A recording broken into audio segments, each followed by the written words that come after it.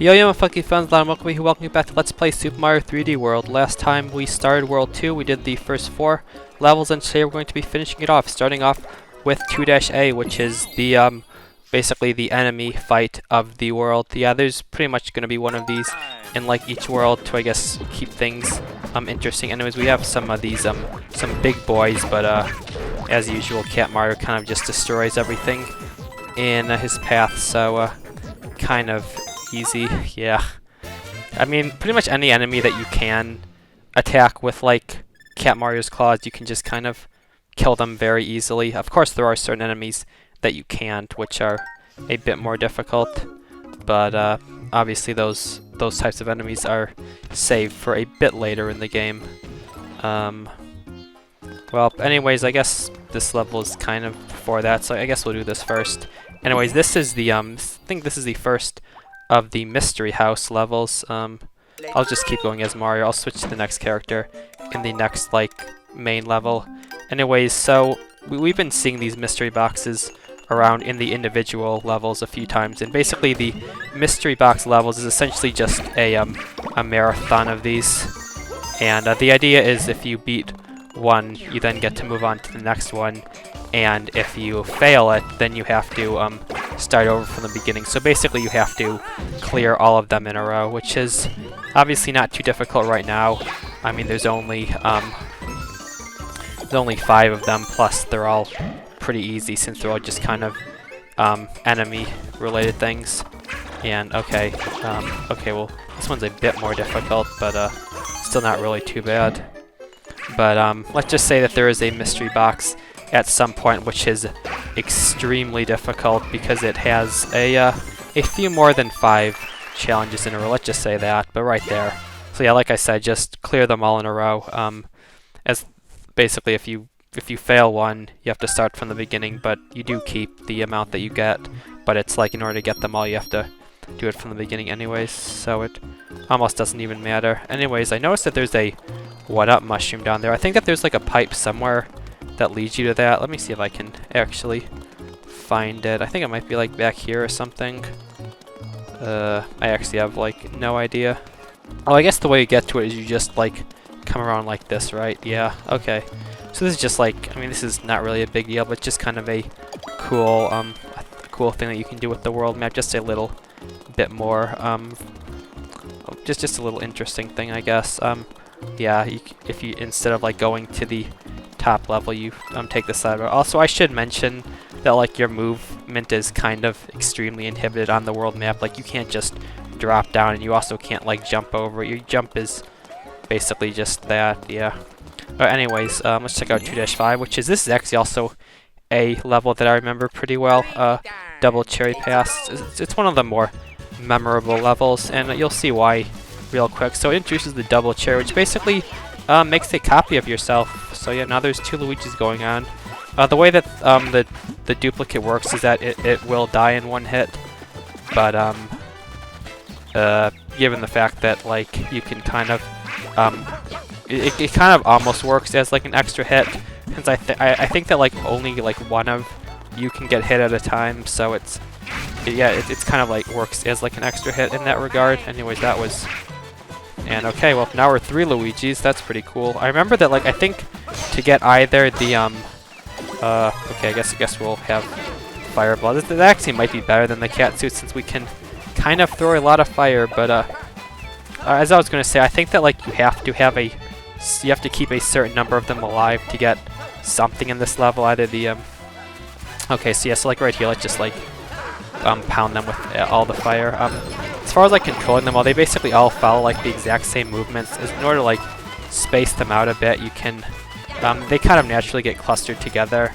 But if you go on like a wall or something, you can organize them like that.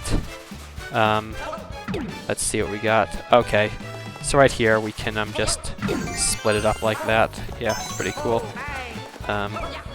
Yeah, like for example, like in order to like get these all lined up, we can like yeah, this like guy over there is lagging behind a bit, but like we can like basically just like walk into a wall in order to like make sure everyone lines up. Okay, that's interesting, but alrighty then. And yeah, other than that, it's just pretty fun playing with like this many of a character overall, I feel.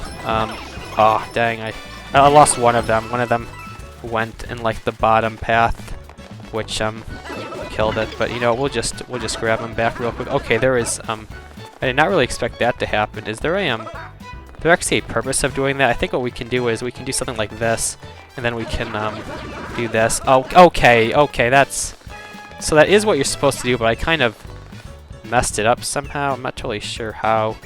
Okay, let's try that again. And okay, I did not remember that specific puzzle, but that's really cool. So I think it must be the last green star. I remember because there's like a certain switches that like you need a certain number of like clones on to activate. Okay, you are kind of dangerous. Okay, I'll just send one Luigi ahead. Okay, what is? Yeah, okay, let's just. Okay, so what like yeah? Okay, so I guess the idea here is you can like snipe. You could try like snipe the fire bro or something. I'm not totally sure. Okay, I guess they all just follow you. And okay, yeah, here it is. Okay, exactly 4. So I had just enough. But yeah, I was gonna say there's like something where like you're required to have a certain number of them kept alive in order to get that. Alrighty. Anyways, okay, let's line this up. Okay, that is not really how I thought that trajectory would go, but alrighty then, welp. Unfortunately, I missed the checkpoints, or I mean, I did not get the top of the flagpole, so I guess we'll have to redo that real quick. But other than that, that's a really cool level, and I think the double cherry is, that's the other new power-up introduced in this game, as well as like the Super Bell. So I think it's a pretty fun one to play around with, especially when you have like a lot of characters and you have like a fire flower and you can just throw a ton of fireballs everywhere. Yeah. Okay, so given that I'm Luigi, I think just like Luigi's normal jump will get you to the top of the flagpole, because yeah, there was like kind of like an incline down, which I think kind of messed up the long jump a bit. But since Luigi has a bit of a high jump, you can just do a normal one and get there. And alright, there we go, we got it. And anyways, that's gonna be it for that level. And okay, that's more lottery, I guess. Alrighty then, I guess. I mean, free gambling is kind of the greatest thing ever. Kind of. I mean, imagine if you got to like go to like a casino or something, and you didn't have to spend money to gamble. I mean, that would be guaranteed net profit, I guess. Alright, we got one leaf. Okay, I don't know why I even. Alright, well, that was a critical failure. Okay, I guess you get 10 coins even if you get literally nothing, so I guess everyone's a winner. That's pretty cool. But anyways, what I was planning on doing next is we have the next of the castles, which is okay, I guess you have to walk all the way up to the top to enter. That's kind of interesting. And okay, so got Bowser's Bullet Brigade. Yeah, sometimes the they're not always castles at the end. Sometimes there's airships, and sometimes there are these brigades, which are essentially is just like, it's basically like an auto scroller that has a ton of like infantry style enemies and like moving stuff. So yeah, we have like these tanks, and okay. And other than that, it's a pretty cool idea. And it's nice to see that it's, you know, it's not always just a castle. There's a bit of variety, which is pretty cool. Okay. Oh, okay, cool. Yeah, this is another box that you can win. There are like a variety of different boxes. Like we already saw, like the coin box, but this is like the bullet bill box, where essentially you can just shoot. You basically just shoot cannonballs yourself, which is pretty nice. You can basically just shoot everything in your path. It shoots automatically, but alternatively you can hold Y to like shoot a charge shot. Alternatively, if you just don't want to be shooting constantly, that's like really the only way to stop it. And yeah, pretty cool. A pretty cool level, I think. And oh, then I guess it can be a bit slow. I mean, it's an auto scroller that also doesn't even move particularly fast. And okay, had to apparently I guess I sacrificed my my hat for the green star, but I guess that's okay. I mean I still okay. Okay, that's just the... Okay, I guess the idea behind that stamp is you're supposed to need the bullet bill. I actually don't know what it's called. I think it's just called like a cannon. I'm not sure if there's like a special name for it, but yeah. I guess you're supposed to need that. But oh wait, do I need it for this? Okay, I guess I do. Well, that's almost certainly the third green star. Well. Alrighty then. Well, this is just the boss. It's Boom Boom returning from 3D Land. He's no more difficult than he was there. Actually, I can just like kind of destroy him instantly, can't I? Okay, I guess he can't just be spammed. You occasionally have to do something else. But yeah, this guy is about as easy as bosses get. Okay, well, I guess never mind. I did not think... Okay, wow, I am probably gonna die to him, aren't I? I was gonna say, I did not realize that he turned invisible in the first fight. I thought that that was a trick that he pulled out a bit later. But I guess they're starting him off a bit difficult. I will say, I guess he isn't a boss as often in this game as he was in 3D Land, so maybe that's why he starts off using like his best moves.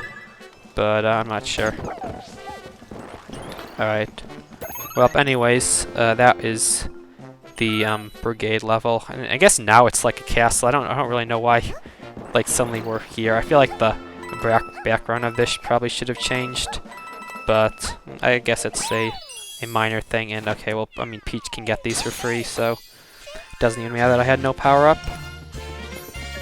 And alright, well, there's the next Shrooms rescued. I think actually that's like the that's like supposed to be like the world map theme. It's like whatever color Sprixie it is. 'Cause like the it's like kind of like a desert overworld, but I guess what it really is it's just generally like yellowish land to go with the yellow Sprixie, just like how the World 1 Sprixie was green, and as a result was grassland. So I guess that's like the significance of the overworld as opposed to like the actual levels that are in it, which is a kind of interesting, but okay. Anyways, yeah, that's gonna open us up for World 2, and I guess from now on we can actually sometimes see the worlds that we'll be going to. There's World 3 over there, but I mean, like with World 1 we couldn't. I guess the idea behind that was that you like the first world you kind of don't really know what to expect, but now that we've done something we kind of like know what's gonna be happening after that, so they can show us off a bit, which is pretty cool. Anyways, I will meet you at the end of this level. Okay, I do not know where I jumped, but apparently it was not an enemy. Oh, I didn't realize that apparently you can actually grab the coins with your cannon shots. That's kind of cool. But yeah, you can just like shoot it down and like that grabs everything. Can you even grab like I guess you can grab the green stars. Okay. I kind of love these like enemies here. It's like they're like in like perfect formation. Then like if any of them get attacked, they suddenly like go crazy, which is kind of funny. Anyways, I got here with the cannon helmet. It's really not that hard to do. And okay, wait, do I keep the cannon helmet for the boss? I guess I do. Okay, well, this should be interesting. I guess we're just gonna shoot him. All right. I guess let's do the boss fight purely like that. I won't even try and jump on him. I'm just gonna shoot him. I mean, you may as well, right? If the game gives you the option. Okay, he is moving a bit fast. Yeah, I guess that's the thing. Once I like kind of try and run away. Okay, well, never mind. I forgot he made himself dizzy. I was waiting for him to recover. I was confident that one more shot would have ended that phase. Well, there went my helmet. That is unfortunate. Okay, alright, well, in that case, let's just finish it off the old-fashioned way, yeah. Boom Boom's kind of easy. I mean, I will say he can be difficult to hit sometimes, but the fact that he dies in 3 hits kind of negates a lot of the challenge, I guess. Anyways, at the very least, I actually have a power-up now, because I mean, you can't obviously you can't bring like the bullet bill. I don't know why I keep calling it a bullet bill helmet. It's just like a cannon helmet. You obviously can't bring that between levels the same way you can with like, you know, the fire flower. So I didn't really lose anything in the long run. But anyways, there we go. That is that level, all nice and cleared up, which also finishes up the world as a whole. And once again, got okay, well, 66980. That doesn't. I don't know why there were fireworks there, or maybe those were just the fireworks because it was a castle level. Not totally sure. Alright, well, anyways, yeah, that is it for World 2. And I guess I also didn't show this last time, but you can actually if you go to like okay, I guess I should go back, and you see in like the upper right hand corner, it has like a map, and you can do that. You can actually use that to get between the worlds as like a fast travel sort of thing, which obviously doesn't really mean a lot given that we just have the 2. But like, you know, once we start having more worlds, it'll become more and more meaningful. Like as of right now, it's just, you know, like this way, like, you know, because it's basically like a linear path is all the worlds. So like once we have like, you know, 8 of them in a row, you don't have to go through all of them to get there. You can just use the fast map. The other thing you can do with the map is, I believe you can okay, yeah, stamp collect. Okay, this is what I was gonna say is you can check like the progress, and it'll basically show you what you have in each world. So I guess it doesn't technically show you that you've like 100% completed it, but like you can kind of figure that out based off of like what it is. But yeah, it shows you like the green stars, the stamp, and the top of the flagpole. And yeah, so I guess that's just something that is nice in case you're like, I mean, it's pretty easy to tell if you have everything or not. Like none of the levels are particularly hidden. It's just kind of you know, check to see if all the levels, and like every time you finish a level you can easily tell if you got everything, but it is nice that's all displayed. Anyways, well, I guess that's gonna be it for today. We finished off World 2. Here we are in World 3, which is sort of the ice world, the ice/snow world, but as usual, it's not like all the levels. I mean, it's usually the first level, I guess. Like that level's ice themed, but like it's not like it's not all the levels basically. Just like the other worlds were. Like there's a few levels that follow the theme, maybe more so than any other world would have it, but it's not like all of them. Yeah. Well, I mean, I think you understand what I'm saying. Anyways, yeah, that's gonna be it for today. We did all of World 2. Next time we will start World 3, and yeah, I thank you all for watching, and I'll see you all next time. Goodbye, and take care.